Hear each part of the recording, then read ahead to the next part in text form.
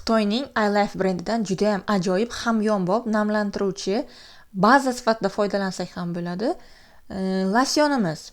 Ushbu losyonimiz Sod kremcha deymiz, asosan yuz uchun mo'ljallangan, Sod face, ya'ni yuz uchun, face degan yuz.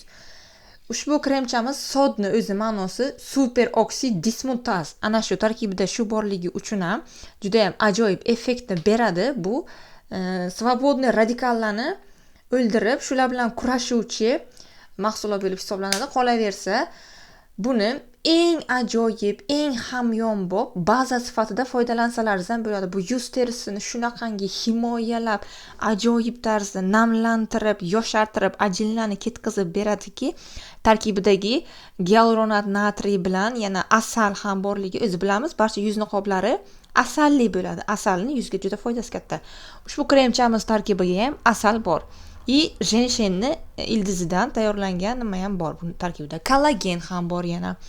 Keyin bu kremchamizni foydalilik xususiyati birinchidan hamyonbop, ikkinchidan barcha yoshdagi va barcha jinsdagi insonlarga mos. Ya'ni buni hattoki chaqaloqlarimizni ko'chasi pishganda bepantenni o'rnida foydalansak ham bo'ladi. Hammangizga tavsiya qilaman. Tagida yana nimalarga foydali ekanligini yozib qo'yam. Juda ham ko'p narsalar uchun foydali.